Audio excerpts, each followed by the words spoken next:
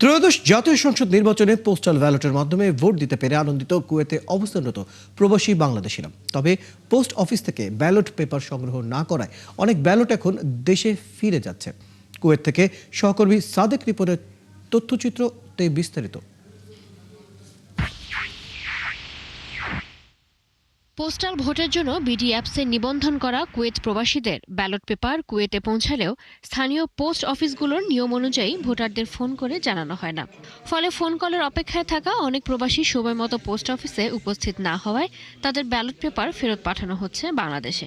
বাংলাদেশের মতো এখানে ভোটে এমএস চলতেছে, বিভিন্ন জায়গা বিভিন্ন এরিয়াতে বিভিন্ন ডিস্ট্রিক্টে ভোটে এমএস চলতেছে, আমেস চলতেছে। আমরা খুব আনন্দিত উৎফুল্ল।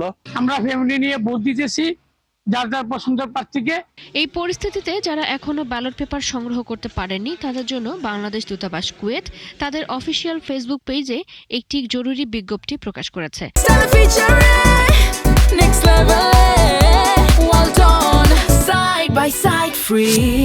বিজ্ঞপ্তিতে বলা হয়, আগামী 5 ফেব্রুয়ারির মধ্যে সংগ্রহ করা ব্যালট পেপার নির্ধারিত আল মিসাইল পোস্ট অফিসে জমা দিতে হবে। টাইম খুব কম, আপনারা যত তাড়াতাড়ি পারেন ব্যালট সংগ্রহ করে আপনি পূরণ করে আপনি ব্যালটটা করে দেন, জমা দিয়ে দেন।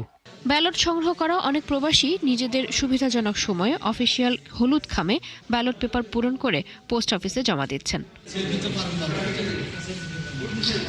দেশের মতো কুয়েত প্রবাসী বাংলাদেশিদের মাঝেও এখন ভোটের আমেজ স্পষ্ট। প্রবাসীদের মতে তাদের দেয়া ভোট আগামী সরকার গঠনে গুরুত্বপূর্ণ ভূমিকা রাখবে। চৈতি সরওয়ার, ৭১।